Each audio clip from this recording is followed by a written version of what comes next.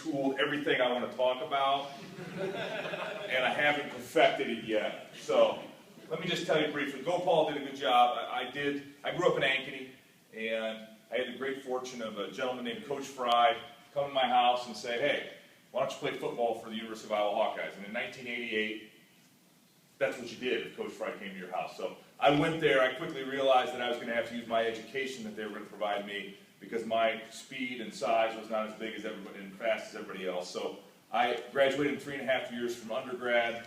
I attended law school, and I also got my master's in business administration. I was an academic All-American as a football player, but most importantly, I met my college sweetheart, Marcy, and we got married 20 years ago this summer. And we have 3 lovely kids, Allison, Calvin, and Lincoln. And, everybody asks, why are you running for the United States Senate? And it is about the future, and it's about what we're leaving for our country and our children. And we are right now leaving them about $17 trillion in long-term debt. $1 trillion a year in budget deficits. I was in Washington, D.C. a couple weeks ago, and a reporter stopped me when I said that as part of my speech, and they said, well, Matt, this year the CBO came out and just said it's only $625 billion. It's not $1 trillion. And I said, you know what, only in Washington, D.C. is that a cause for celebration. We are still spending too much.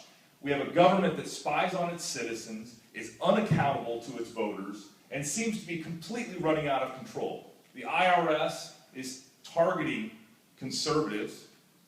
It sounds like now that the FEC was doing the same thing.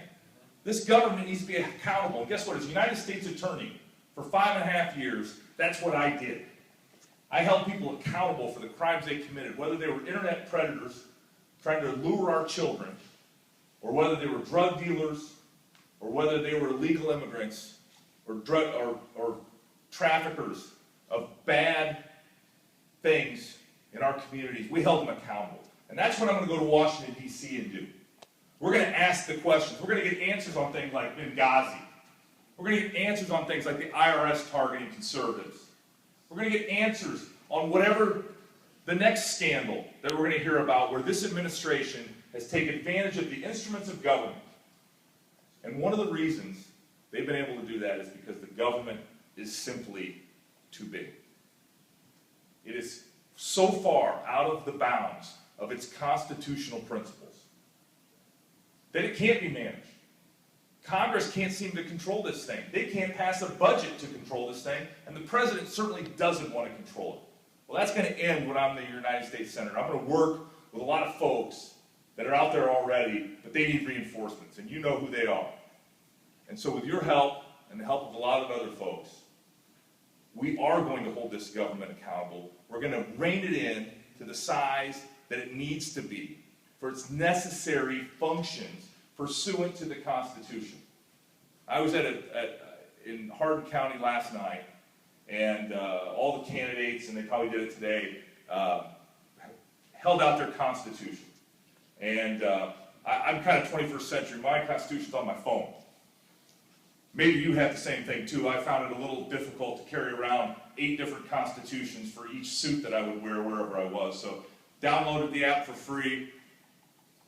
But it's very clear if you read it, isn't it? And I know all of you in here have read it and you believe it. And these arguments that we have within our party, we've been having these arguments since Madison and Hamilton first were involved in writing the Federalist Papers. But we need to continue to have these debates. We need fellow citizens to think about, what does Article 1, Section 8 mean? What is the role of the legislature?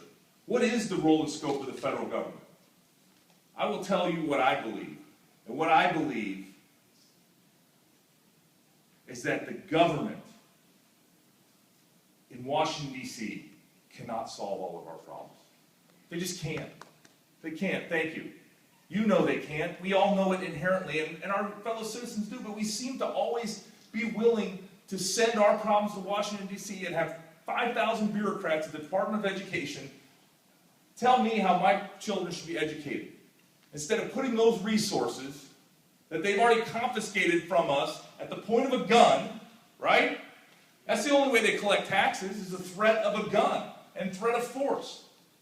And then they just write regulations about how my kids should be educated instead of their local school boards that are accountable to the parents or the teachers. So ladies and gentlemen, that's a small part of my vision. I look forward to getting to know each of you. You are obviously the backbone of the Republican Party. I appreciate it. I've been around since when I was a senior in high school. I went to my first caucus and got elected to my first county convention. So I've done this like you have. Thank you for doing it. Thank you for taking the time. Once again, my name is Matt Whitaker. I'm running for the United States Senate, and I need your help. God bless you all. Thank you.